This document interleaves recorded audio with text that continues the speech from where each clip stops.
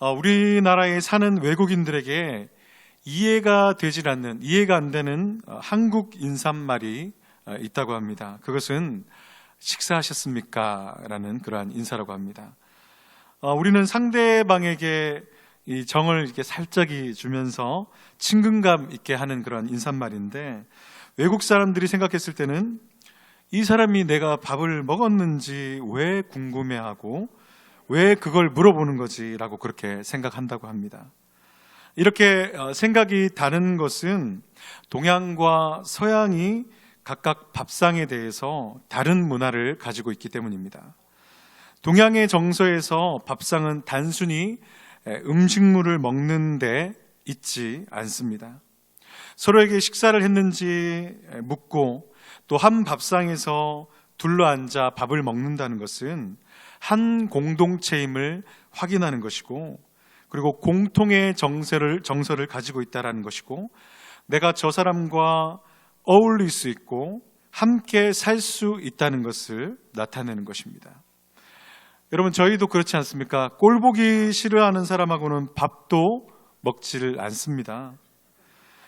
그리고 좋아하는 사람이 생기면 대부분 제일 먼저 하는 일이 무엇이죠? 식사하는 일을 합니다. 데이트할 때 보통 식사를 많이 하죠. 식사를 먼저 하죠.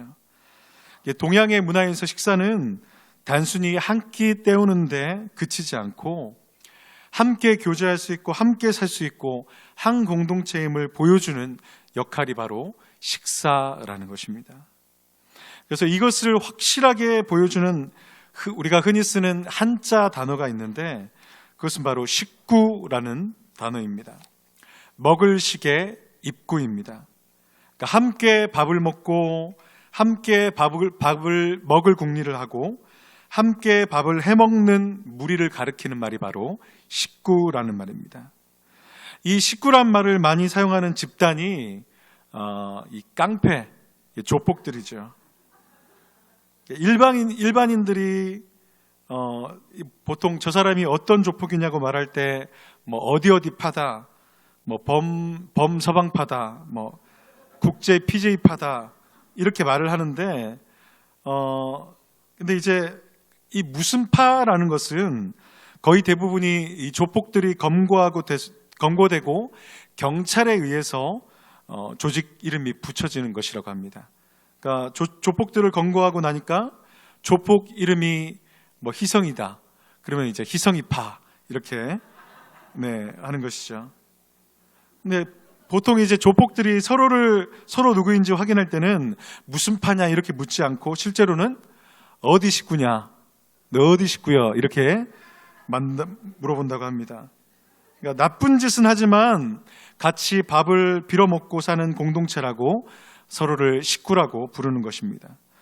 그래서 누가 건들기라도 하면은 오메 우리 식구 누가 건드렸어 하면서 서로를 보호해 주는 것이죠. 식구는 함께 밥상에 둘러앉아 식사를 나누면서 서로 교제하는 그러한 사이입니다. 함께 먹고 함께 살고 살을 부비면서 정을 나누고 서로를 보호해주는 그런 관계 속에 있는 사람이 바로 식구라는 것입니다. 우리 옆에 분들에게 우리의 인사 한번 나누겠습니다. 저희는 식구입니다.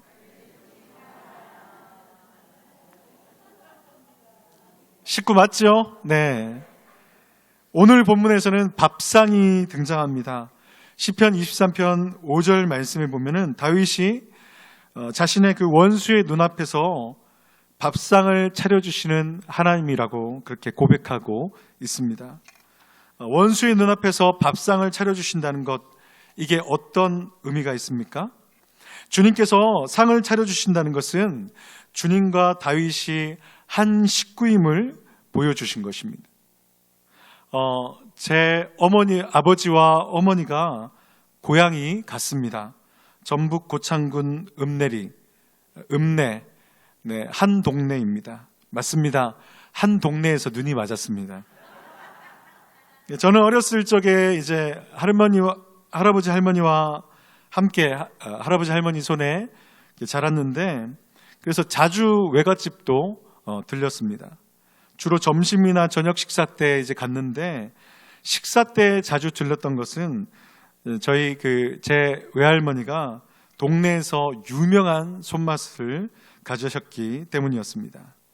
그래서 식사 때 외갓집에 자주 갔었지만 어렸을 적 일이라 기억에 남는 게 별로 없는데, 딱 하나 식사할 때 기억에 남는 것이 있습니다. 참 이상하다고 생각했었는데요. 그것은 외할아버지만 다른 상에서 식사하신다는 것이었습니다. 외할아버지 밥상에 딱히 다른 반찬, 맛있는 반찬도 올라간 것도 아닌데 외할아버지만 따로 식사한다는 것이 어린 저에게는 이해가 되질 않았습니다. 그런데 예외적인 사람 한 명이 있었는데, 큰 외삼촌은 외할아버지 밥상에서 식사를 함께 할 수 있었습니다. 그러니까 집안의 장남은 외할아버지와 밥상을 함께 할 수 있었던 것입니다. 그러니까 밥상에 함께 앉은 사람은 나와 수준이 같다는 것입니다. 나와 이 레베루가 같다는 것입니다. 하나님께서 다윗에게 밥상을 차려주시다는 것은 하나님과 다윗이 한 식구이며 같은 레벨이라는 것을 공식적으로 보여주는 것입니다. 동양의 독특한 식탁 문화는 성경의 이 밥 문화와 식사 문화와 거의 동일합니다. 성경에서의 밥상, 식사라는 것도 동양의 문화, 동양의 정서와 같죠. 예수님께서 세리와 죄인들과 함께 식사하셨을 때 바리새인들이 비난했던 것도 그러한 이유입니다. 세리와 죄인들과 함께 식사한다는 것은 그들과 같은 수준이라는 것을 뜻하기 때문입니다. 예수님께서는 세리와 죄인들의 수준까지 내려가셔서 죄로 병든 그들에게 손을 내미신 것입니다. 예수님을 3번 부인하고 디베랴 바닷가에서 고기 잡던 베드로에게 찾아가신 예수님께서 베드로와 함께 한 일이 무엇입니까? 같이 조반을 같이 식사하셨습니다. 베드로와 함께 아침 식사를 나누면서 한 밥상에서 함께 식사하며 대화하셨습니다. 자신에게 실망하고 주눅들고 어깨가 처질 대로 처진 그러한 베드로에게 다가가셔서 함께 식사한 것입니다. 그 식사가 의미하는 것이 무엇입니까? 베드로야, 네가 날 배신했다고 해도 난 괜찮다. 여전히 너는 나와 함께 식사 나눌 수 있는 그러한 사이야. 여전히 너와 나는 한 식구란다. 이런 메시지를 담는 것이 바로 주님이 베푸신 밥상이었습니다. 오늘 본문에서 다윗에게 차려주신 밥상도 이런 의미가 있는 것입니다. 다윗에게는 다윗아, 지금 네 앞에 눈앞에 보이는 지금 금방이라도 이 찌를 듯한 창과 칼에 위축되지 말아라. 어깨를 펴라. 너와 나는 한 식구야. 한 식구다. 적에게는 다윗의 원수들아, 지금 다윗하고 나하고 함께 식사하는 것 보고 있냐? 다윗 건들 꿈도 꾸지 마라. 건덕지도 없다. 다윗은 내 식구다라고 말씀하시는 것입니다. 오늘 설교에서 제 친가와 외가가 다 나오는데요. 전에 말씀드린 적이 있는데 제 할아버지는 참 정말 대단하신 분이셨습니다. 제 조부는 고향에서 큰 술공장이죠. 막걸리 큰 공장을 하셨던 증조부에게서 탕자처럼 미리 유산을 땡겨받으셔가지고 읍내에다가 큰 집과 주변 땅을 사셨습니다. 그리고는 일평생 단 한 번도 직업을 가지지 않으셨습니다. 흰 모자, 흰 양복에 백구두, 진정한 백수셨습니다. 할아버지는 씨름대에 나가셔서 소도 몇 마리 타실 정도로 힘이 좋으셨고, 깡다구가 전라도 말은 아닌가요? 일본 말인가? 곤조가 참 좋았습니다. 제가 이제 꽤 컸을 때, 거의 다 컸을 때 고모 한 분이 할아버지한테 복날 개 맞듯이 맞는 것을 제가 본 적도 있습니다. 이런 폭력성도 있었던 반면에 동네 사람들에게는 인덕도 있으셨습니다. 땅이 많으시니까 이웃 사람들에게 돈도 받지 않고 땅을 주기도 하셨습니다. 요즘에는 상상도 못할 일이죠. 한 번은 저희 가족이 동네에서 시비 될 만한 그런 문제가 있었는데 그 동네 사람이 저희가 할아버지 식구라는 것을 알고는 하얘져가지고 두말 않고 그냥 집으로 돌아가는 것을 본 적도 있습니다. 하나님께서는 다윗에게 밥상을 차려주시면서 하나님과 다윗이 같은 수준이며 내 식구라고 말씀하시는 것입니다. 그런데 어찌 사람이 하나님과 같은 수준일 수 있겠습니까? 그러나 하나님께서는 자신을 낮추셔서 다윗과 같은 수준이라고 보여주시는 것입니다. 우리 주 예수 그리스도께서 낮고 낮은 이 땅에 사람의 형상으로 오신 것처럼 성육신 하신 것처럼 오늘 다윗에게 밥상을 차려주고 있는 것입니다. 다윗에게 상을 차려주신 주님께서는 우리에게도 지금 동일한 식탁을 차리시고 그 밥상에서 우리와 만나고 계십니다. 이 예배의 자리가 바로 하나님께서 차려주신 밥상의 자리입니다. 우리는 그냥 숟가락, 젓가락 얹어서 먹기만 하면 되는 것입니다. 성도 여러분, 주눅 들지 마십시오. 옆에 사람에게 한번 우리 축복합시다. 주눅 들지 마십시오. 세상의 위협과 우겨쌈과 윽박지름에 주눅 들지 마십시오. 하나님과 우리는 한 식구입니다. 따라하겠습니다. 한 식구다! 하나님 식구, 예수님 식구는 아무도 건들 수가 없습니다. 어깨를 쫙 펴십시오. 우리는 예수 식구입니다. 주님께서 밥상을 차려주시는데 어디에서 밥상을 차려주고 계십니까? 내 원수의 목전에서, 원수의 눈앞에서 상을 차려주고 계신다고 말씀하십니다. 여러분, 원수의 눈앞에서 주님의 밥상을 차려주셨다는 것은 특별한 의미가 있는 것입니다. 예수님이 사셨던 이 고대 군동에서는 전쟁에서 이긴 자들의 그 승리자들의 의식이 있었습니다. 그게 뭐냐면은 패배한 포로들을 잡아다가 자신들 앞에 묶어두고 그 앞에서 풍성한 식탁을 차려 먹는 것이 그 의식이었습니다. 흥겹게 차려 먹는 것이었습니다.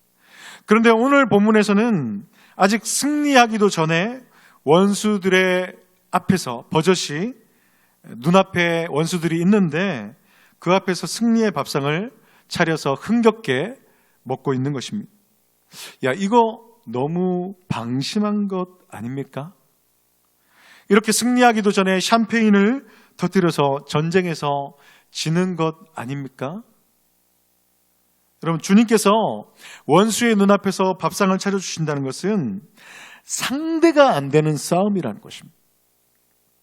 그것을 보여주는 것이 원수의 목전에서 밥상을 베푸시는 것입니다. 여러분, 방심하거나 상대를 얕잡아봐서 그런 것이 아닙니다. 비교 대상이 안 된다는 것입니다.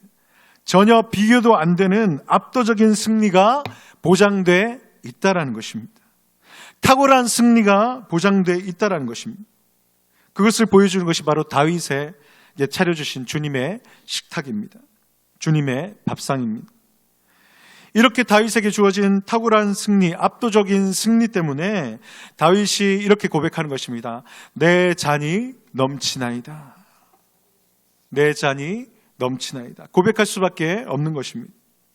사랑하는 여수시민교회 식구 여러분, 우리는 인생이라는 치열한 싸움 가운데 있습니다.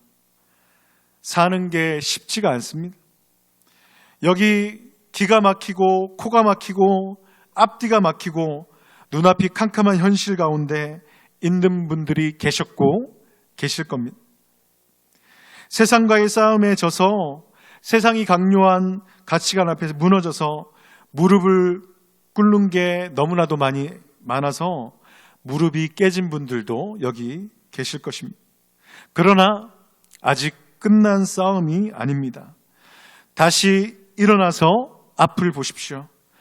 여러분, 주님의 앞 밥상이 보이십니까? 보이십니까?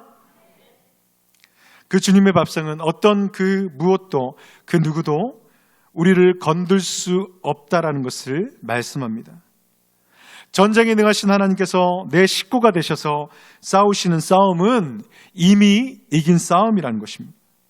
압도적인 승리입니다.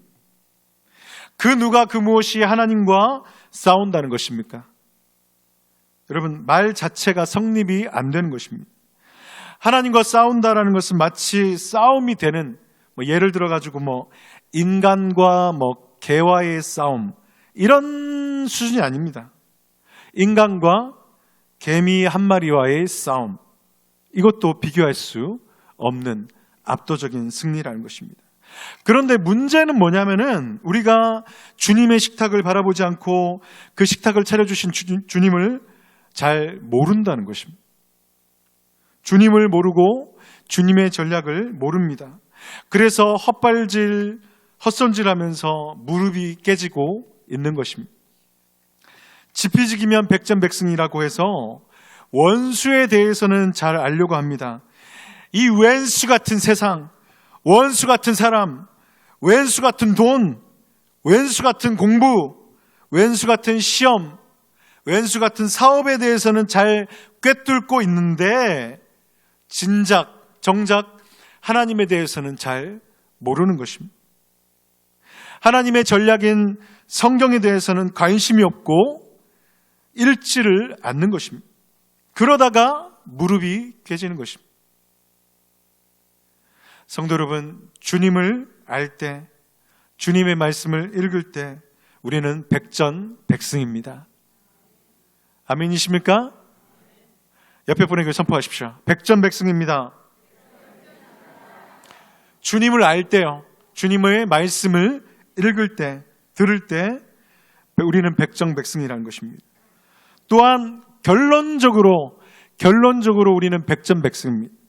왜 그렇습니까? 우여곡절이 있을지라도 우리에게는 최후 승리가 기다리고 있기 때문입니다. 빛난 면류관 받기까지 험한 십자가 붙들겠네. 최후 승리가 우리 가운데 있음을 믿습니다. 사랑하는 여수시민교회 성도 여러분, 시편 23편 5절 말씀에서 우리 주님께서는 원수의 목전에서 상을 차려주신다고 말씀하십니다. 이것은 목자 되신 주님께서 우리를 한 식구로 삼아주시고 어떤 상대와도 압도적인 승리를 주신다고 약속하시는 것입니다.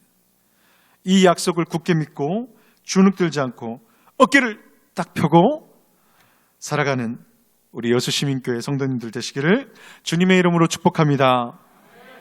기도하시겠습니다.